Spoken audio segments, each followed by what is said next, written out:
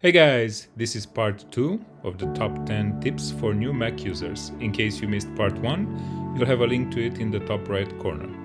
This was designed to be maybe a bit more involved compared to the first part, but fear not, I will tell you everything about it so you can easily do it by yourself.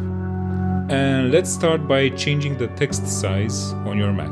This can be useful to either have smaller text but more space, or bigger text but smaller space to put all your windows around.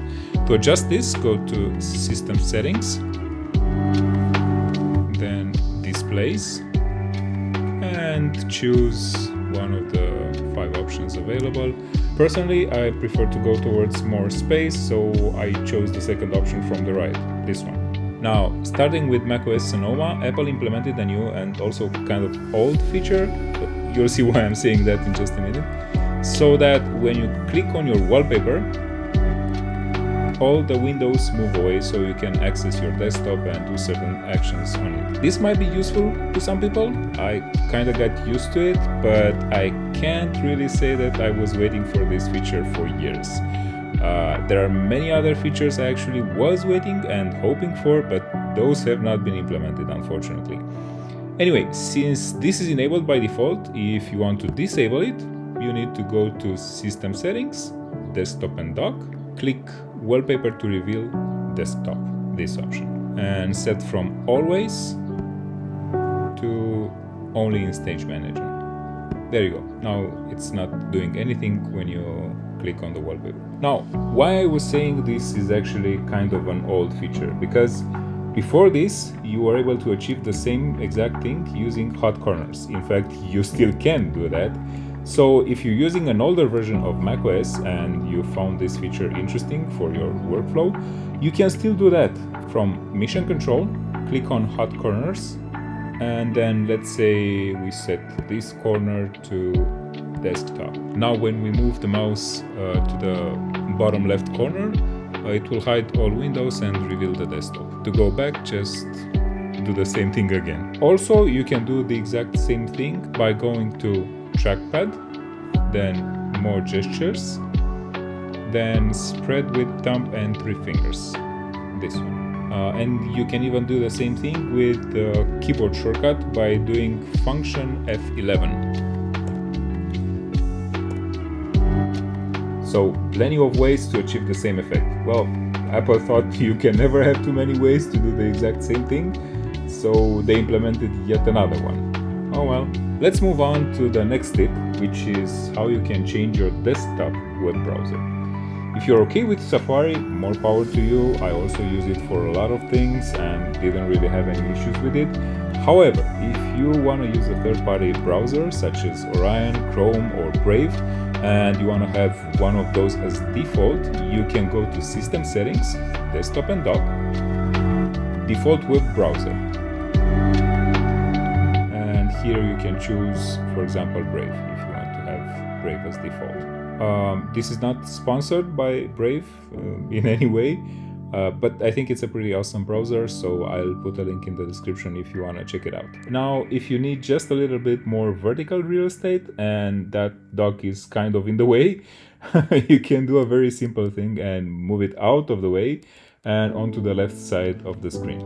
To achieve this, you have 2 options. One, from Settings, System Settings, Desktop and Dock, and choose Position on Screen from bottom, which is the default, to left. Also, you can do the exact same thing by using Control-click on this separator line, then choosing Position on Screen and choosing between left, bottom or right. Right now it's on left, so I'll leave it there. Sometimes macOS thinks that everything that has been archived needs to be unarchived. So the minute you download a zip file, for example, in Safari, it thinks that you want to open it, so it does it for you. Thank you very much, Safari. That's not always the case.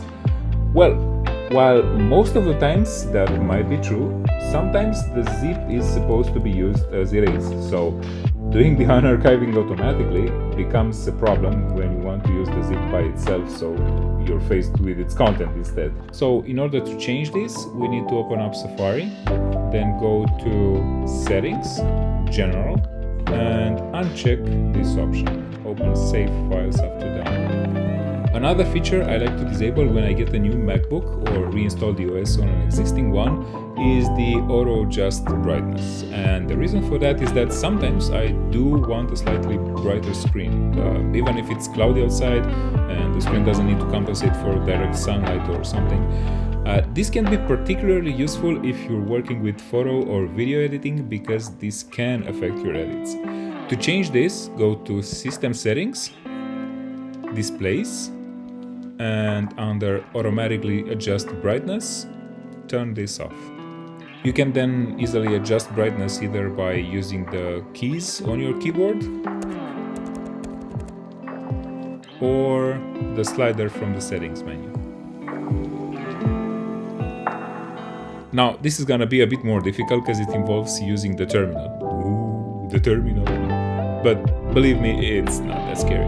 And if you ever used command prompt on Windows or the terminal in Linux, you will feel right at home with this one, because it's basically the exact same thing. So, by default, the grid size on MacBook Pros with Retina displays is 7 by 5, meaning 7 columns by 5 rows. Yours might be different if you're using a different screen, which, in my opinion, and especially if you already adjusted your desktop icons and all that to be just a little bit smaller so you can fit more content into the same space, is way too big. Which means you're gonna fit less apps per page just by leaving that to default. But since we're tinkerers and we like to customize, let's change that to an 8 by 7 grid instead. To do that, we're gonna open up the terminal with a simple command space and searching for terminal and typing the following command. Don't worry, you'll have all of them in the description as well. Basically, you only need to choose the number of rows and columns and replace your values in the command before pressing enter. So what this tells macOS is to increase the number of columns in your Launchpad from 7 to 8 and the number of rows from the default 5 to 7. Then reset and restart the dock. So let's see what that looks like. Awesome. Now, as you can see, the icons are smaller, so you can fit more into the same exact space. To reset to default, all you have to do is change back the number of columns and the number of rows. So the number of rows is gonna be 5. That's the default, and the number of columns is gonna be 7. Press enter again, and let's see. There you go. And since we're talking about Launchpad, another tip for you is that you can access Launchpad by pinching with your thumb and 3 fingers. There you go. This is on by default, but if you want, you can turn it off in System Settings, then Trackpad, More Gestures, and Launchpad. Personally, I like it, so I will leave it on. If you're using one of the newest versions of macOS, you probably know that Apple implemented a new thing called Profiles in Safari. What does that mean? It means that now you can use Safari for both work and home stuff without interfering. Let me show you how to set it up. First, you're gonna go to Safari, then start using Profiles. You can give it a name. Let's call this one Work, for example. Let's choose an icon, let's choose a color, let's go with blue, and over here we can choose to create a new bookmarks folder, which I would recommend, or use an existing one. After that, create profile, and as you can see, it's now created, and if you want to go from work to personal, all you have to do is click here and switch to personal. There you go. So on and so forth. Now you can add all your bookmarks, tabs, and even extensions independently from each individual profile. Pretty cool, huh? Now here's a bonus tip for you, just like in the other video. Did you know that Safari can also generate 2-factor authentication codes? Yes, it does. And it's not that hard to set up either. So if you're using Safari for your work profile and that requires a 2FA code, you can easily get one by going to Passwords app, clicking the account you want to generate codes for, then click Edit and Set up code. Enter the setup key or QR code, and that's about it. Every time you log in, Safari will generate the correct authentication code for that site and even suggest it to you so you can easily grab it. If it's not being suggested, you can still easily copy-paste it from your passwords app. Know that this might not be compatible with all websites, but as long as the site provides a setup key or QR code, you should be good to go in no time. This has been a pretty fun video for me to make, because pretty much all of these have been things I myself wondered about as a new user, so I hope you guys find it useful. Alright guys, that's been it. If you liked it, please give this video a like and subscribe for more videos just like this one. See ya!